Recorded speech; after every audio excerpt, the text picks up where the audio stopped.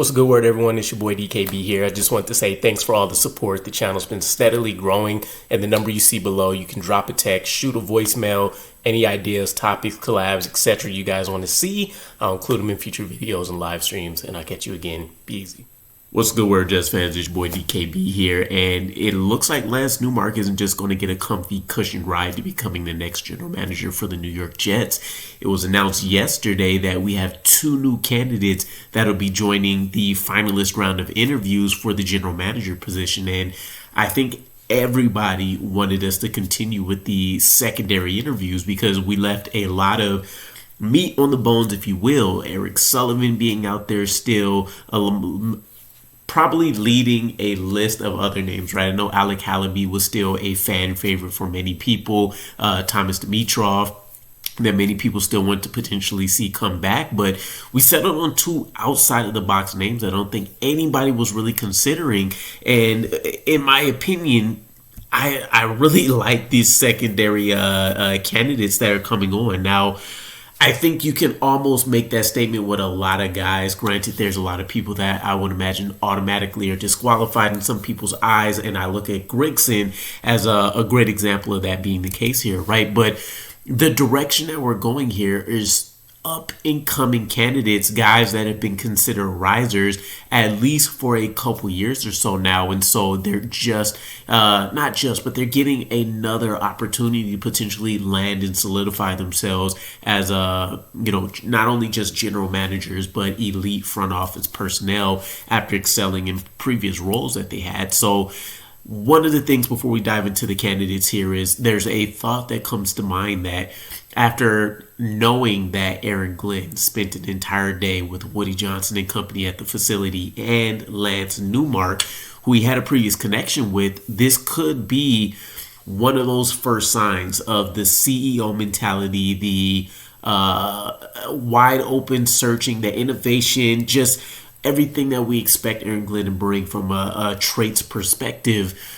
He may be initiating the second round of interviews. I'm pretty sure if Aaron Glenn would have gave the sign off, we would be talking about Lance Newmark as the next general manager right now. But not only did he have a connection with at least one of these other candidates, just in general, this could have been his opportunity to say, hey, I want somebody that in the front office is going to be also at the forefront of analytics, at the forefront of innovation, and has nothing less than not necessarily a squeaky clean resume, but one that definitely proves that it can hold his match potentially up there with the likes of some of these guys that have been in the league for 25 plus years, right? So the two candidates that we have Darren Mogi, the assistant general manager currently with the Broncos, and we have Trey Brown, the senior personnel assistant for the Cincinnati Bengals.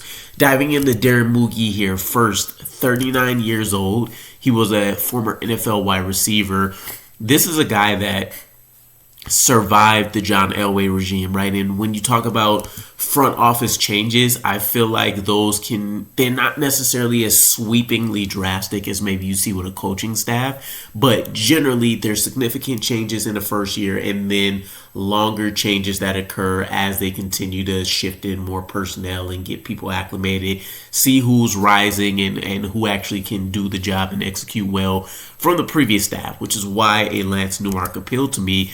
And that's definitely the case to a certain degree with Darren, but he has the benefit of just being the guy that's kind of felt like he's been on a fast track as someone that both front office executives, both GMs, Elway and the new one in George Patton, have both identified as somebody that is elite in their area of expertise, which is a scouting background, right? So specifically, I've seen that George Patton called out that as soon as he got a chance to meet Darren, he was somebody that stood out after a couple interactions, after getting a feel for the work, after understanding how many people lent on him for expertise, guidance, counsel, etc. So we also have to keep in mind here, one of the huge pieces in Darren Mogi's tool belt is that Patton had to rely on him maybe a little bit more heavily than you would imagine from somebody in his position at that time, which I think Mougey might have been the assistant director of college scouting at the time that Patton came on.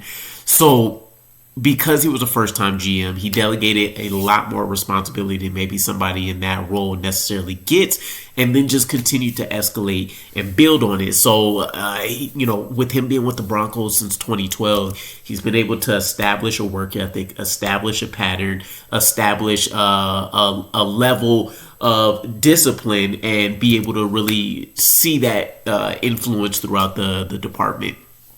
One of the things I really, really like about him, a great pulse is what was identified for him, not only at the NFL level when it comes to free agency, at the collegiate level as well. It was called out, his attention to detail, his work ethic, as things that demanded not only his promotions, but the added responsibilities that he received, and ultimately his opportunity here to potentially land his first gig as general manager. So, one of the things that will stand out, well, there's a lot of one things here, right? But he was a sounding board for Sean Payton. At least he's been since Sean Payton's come on to the staff. And this is one of those connections here with Aaron Glenn, where Sean Payton obviously has the multitude of years with Aaron Glenn being on the staff. And so this could be a direct recommendation from Sean Payton to Aaron Glenn, something that potentially sparked and opened up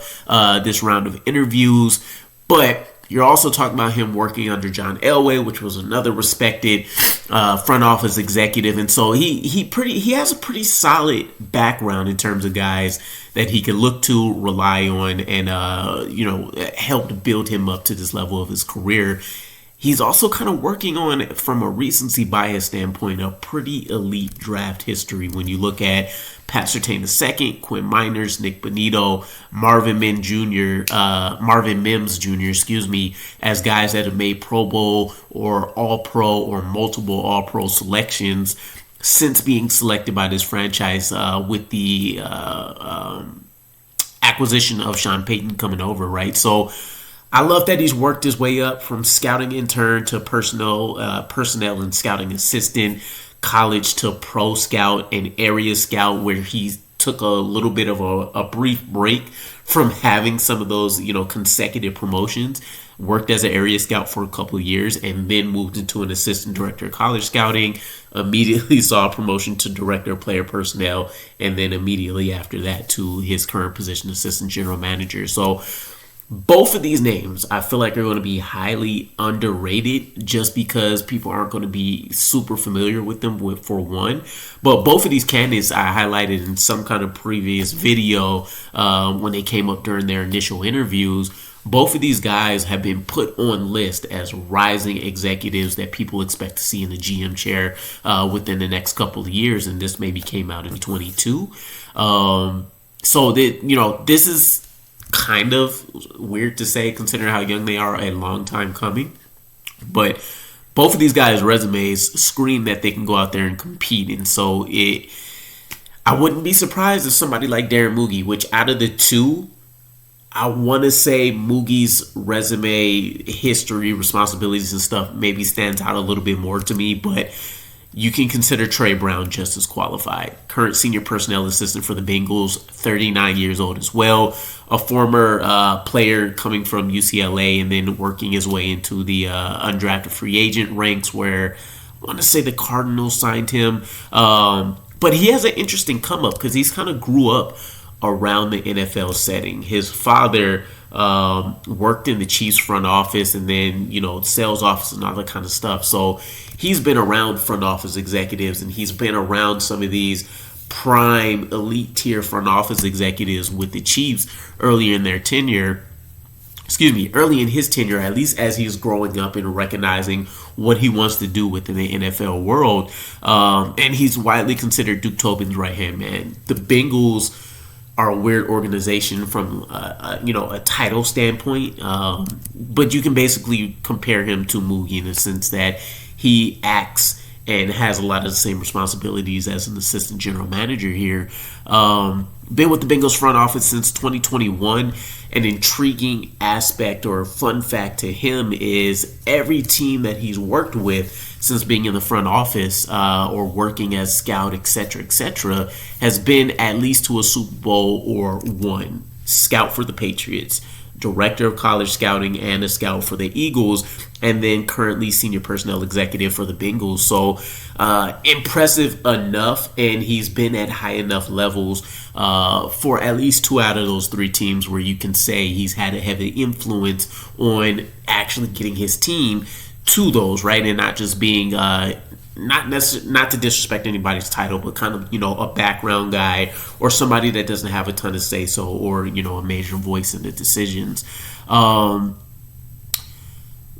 He has a different path that happened. So in between of him joining the Bengals and him leaving the Eagles, he went to the AAF League and the XFL League, and he worked his way into a director of scouting role, or some kind of effectively like a general manager of those 2 programs, right? One with the Birmingham Iron, which was the AAF, and then the St. Louis Battlehawks, which was the XFL. He effectively got to build the entire operation from the ground up, assembling an entire front office, viewing a coaching staff and making those hires, and then, of course, figuring out who they're going to draft, scout, develop, etc. for the player personnel. So he is maybe a little bit more experienced in taking on a wide variety of tasks, right? This is, I would probably say, your poor man's version of a Mike Borgonzi, in the fact that he has touched on every aspect of business. From what I dug up, his resume is a pretty much undercover, it felt like, outside of some of the stuff that's put out there on an article that you can find. But I found this quote in regards to executives that have been around him that want to speak to what really makes him stand out. And it said, one person familiar with Brown called him smart and a good worker with a fruitful network from which to build a staff. Level-headed was another description. And, basically level-headed enough to handle big market criticism. So, he's a little bit more well-known. I did see one interview. He seems pretty reserved, pretty laid-back, pretty quiet, which is not a bad trait by any means, if you ask myself, being, as much of an introvert as I guess you can possibly be. With that said, though, I think Darren Mogi is probably the right call here. He has a mentorship group that I think is generally widely regarded in the NFL. I love his path to building up, but I would honestly say I'd be intrigued with either one of these hires, and this is somebody that you could see, if it works out, potentially remaining with the New York Jets franchise for 15, 20 plus years, right? That would mean that we're having a lot of success during this duration, but these are guys that are young, they're rising, they've been innovative in kind of how they've worked their way up through their careers.